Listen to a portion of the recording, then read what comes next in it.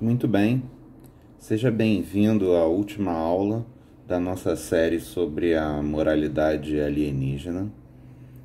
Eu gostaria de te estimular a ver as aulas anteriores primeiro, senão você vai tomar o spoiler do final do seriado, tá bom?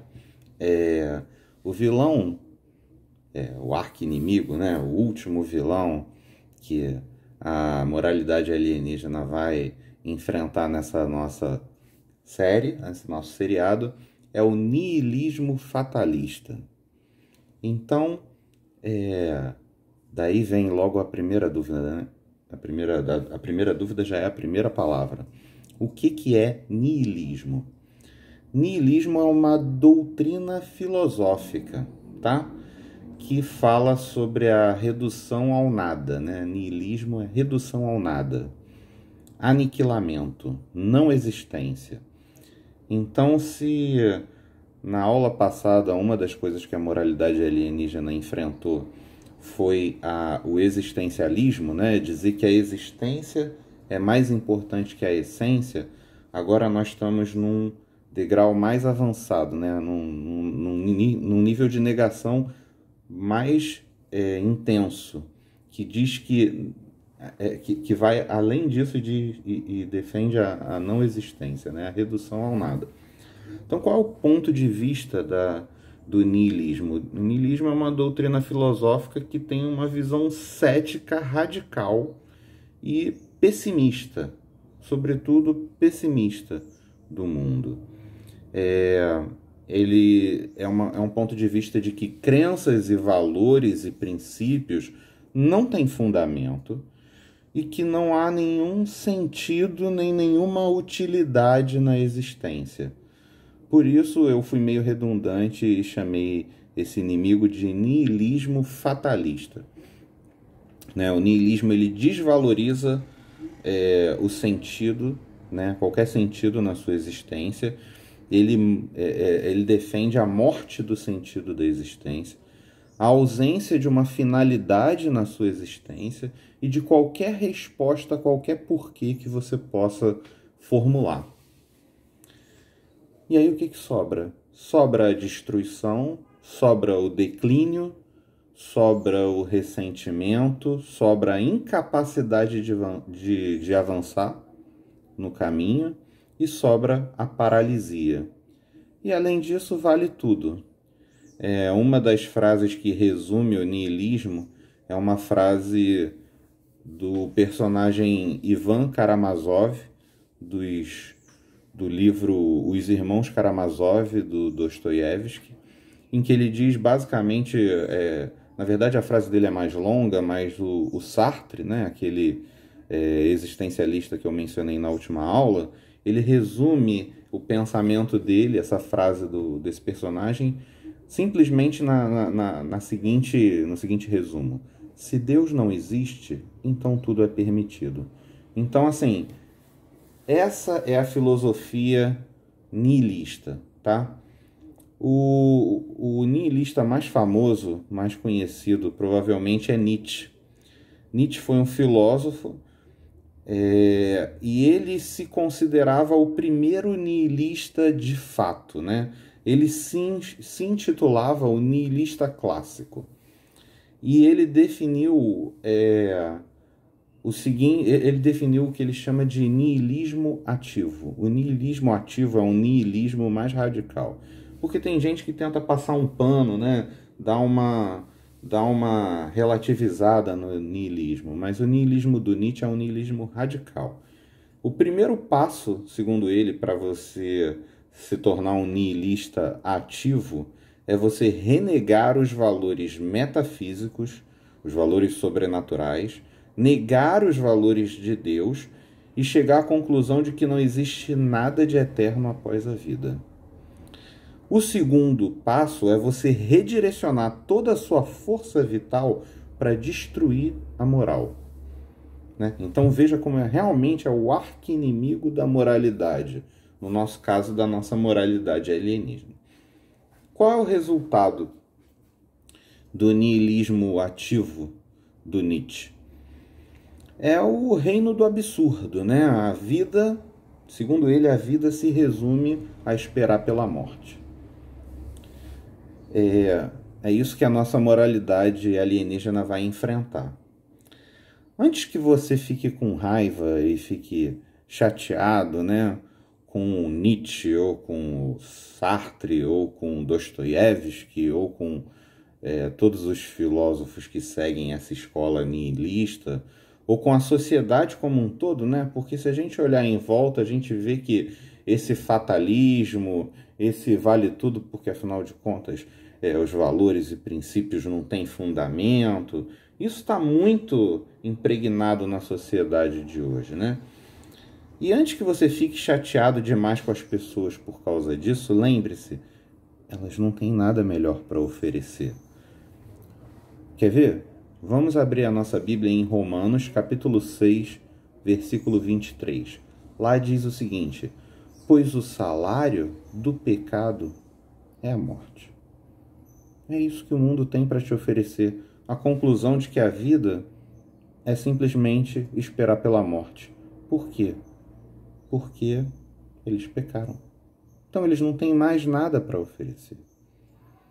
E aí, dentro do mesmo versículo, em contraposição, agora vem o conflito, né? Agora vem o enfrentamento. O que a moralidade alienígena tem para oferecer para o ser humano? O dom gratuito de Deus, que é a vida eterna em Cristo Jesus nosso Senhor. Veja, vida eterna. É o contrário do niilismo. Isso só pode oferecer quem assume os valores do reino de Deus, quem reconhece os princípios do reino de Deus, quem tem fé e quem acredita que Deus existe e que Deus influencia e quem teve experiências com Deus, né? E que pode comprovar isso com a sua própria história, na sua própria vida. É natural que o niilismo angustie as pessoas, porque quem colocou a eternidade no coração do homem foi Deus. Isso está lá em Eclesiastes, capítulo 3, versículos 10 e 11. Eu vou ler aqui na Nova Versão Internacional, mas se você olhar em outras versões, eu acho que na Revista e Atualizada, ele fala que Deus colocou a ansiedade, a eternidade no coração do homem. Veja, tenho visto o fardo que Deus impôs aos homens. Ele fez tudo apropriado a seu tempo. Também pôs no coração do homem o anseio pela eternidade. Mesmo assim, este não consegue compreender inteiramente o que Deus fez. Então o homem vive nessa situação dilacerada, em que ele pecou, e a consequência natural disso é que a vida para ele se resume a esperar pela morte. Mas ele tem um anseio pela eternidade que foi colocado no coração dele por Deus. E aí o mundo não tem uma resposta para isso. É por isso que o nihilista, ele acredita que assim, a gente vive no reino do absurdo. Cabe a nós trazer, através da nossa moralidade alienígena, através daquilo que nós temos que não é desse mundo, a resposta para o ser humano, né? Diferente dos aliens que eu mencionei em algumas outras aulas, como os aliens daquele filme do Guerra dos Mundos, a gente não está aqui para exterminar a humanidade, né? O nosso propósito é completamente diferente. A gente está aqui para trazer a palavra de Deus e, através dela, salvar a humanidade, né? Nós somos aliens com outro propósito. João, capítulo 5, versículo 24, diz o seguinte: eu lhes asseguro, quem ouve a minha palavra e crê naquele que me enviou, tem a vida eterna e não será condenado, mas já passou da morte para a vida. Para a gente quebrar o fatalismo do mundo de hoje, a gente precisa mostrar para eles que depois da morte tem vida, e essa vida está no reino de Deus. Para isso, basta ouvir a palavra e crer naquele que nos enviou, que nos colocou nesse mundo, né? Romanos 8, versículo 28 diz o seguinte: Sabemos que Deus age em todas as coisas para o bem daqueles que o amam, dos que foram chamados de acordo com o seu propósito. Então, olha, a gente não vive à toa, a gente não vive no caos, a gente não vive na aleatoriedade, né? A nossa vida não é comandada pelo acaso, pela ausência de sentido, pela ausência de um porquê, pela ausência de uma finalidade, pela ausência de uma utilidade na nossa existência, como o niilismo prega. Não. A gente é comandado por um propósito, o propósito pelo qual Deus nos chamou. E de acordo com esse propósito, Deus age em todas as coisas para o nosso bem, já que nós somos aqueles que o amam. 2 Coríntios capítulo 5, eu vou ler 2 versículos. Primeiro eu vou ler o versículo 5. Foi Deus que nos preparou para este propósito, dando-nos o Espírito como garantia do que está por vir. Então, qual é a sua garantia de que você tem um propósito preparado e você foi preparado por Deus para esse propósito? É o Espírito Santo que mora em você.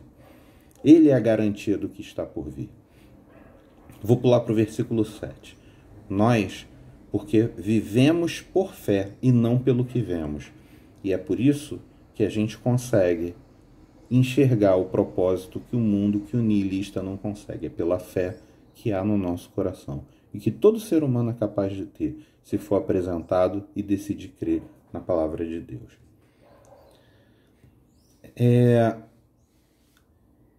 Hebreus capítulo 10, eu vou ler do 35 até o 37. Por isso, não abram mão da confiança que vocês têm.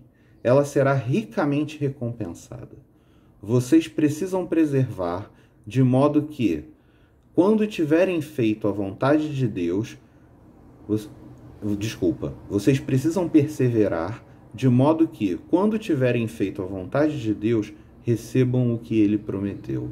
Pois em breve, muito em breve, aquele que vem virá e não demorará.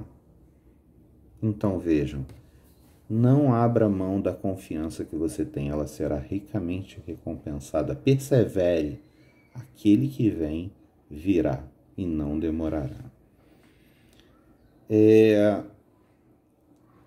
Eu vou sair aqui numa tangente, mas eu não consigo deixar de falar isso. Esse final de semana eu vi uma palavra do pastor Naor Pedrosa naquele congresso Paixão Contagiante.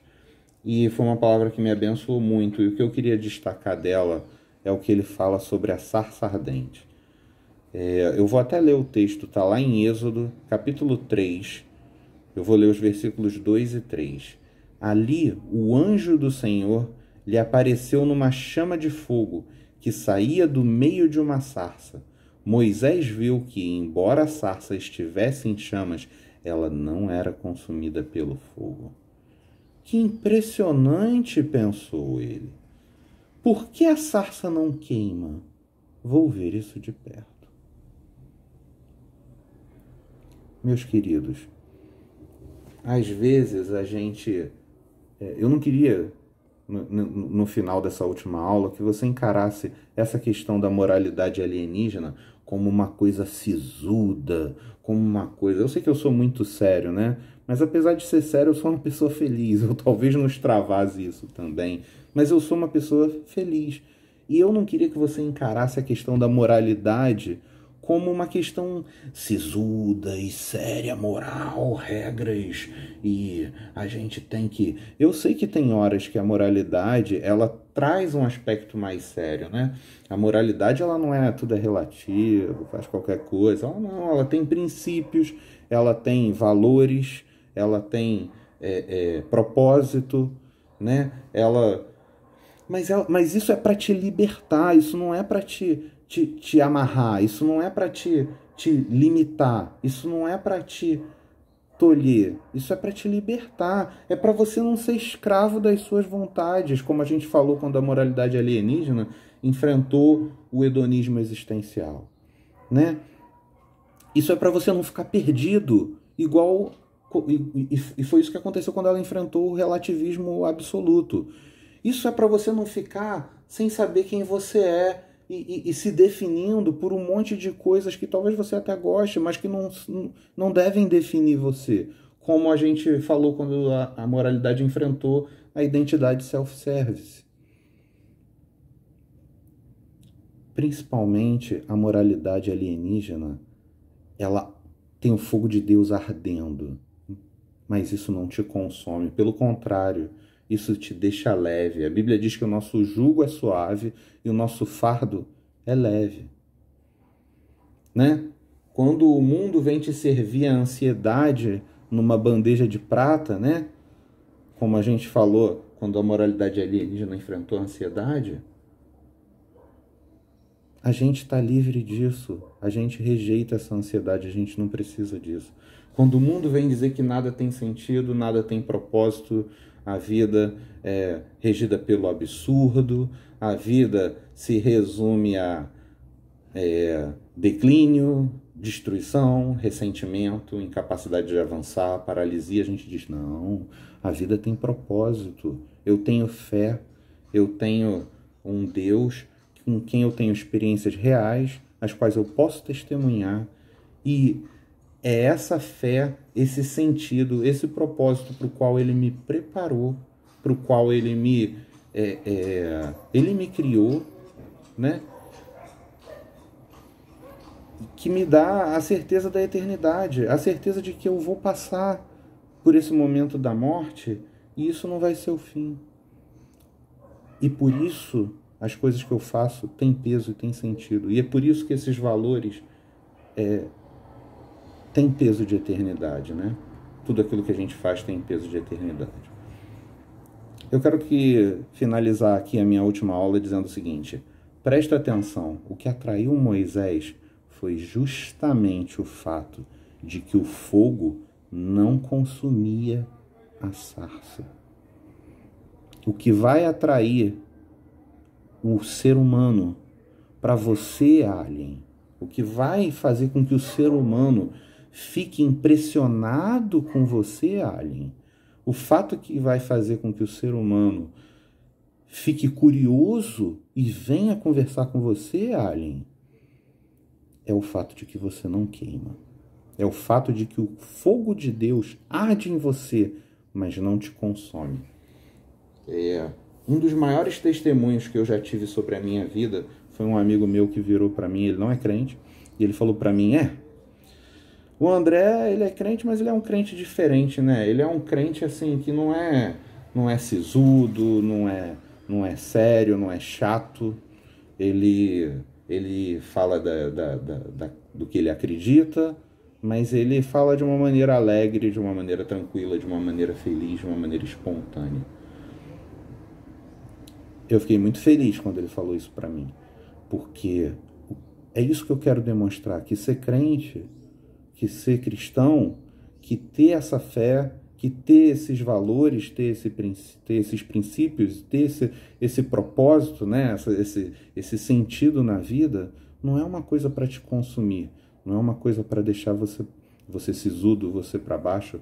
Não, pelo contrário, é uma coisa para te deixar feliz, para mostrar para o mundo que é aqui que está a felicidade. E é assim que a gente vai conseguir atrair os seres humanos para o nosso lado alienígena, e é assim que eles vão ser salvos, porque a salvação não vem desse mundo. Amém?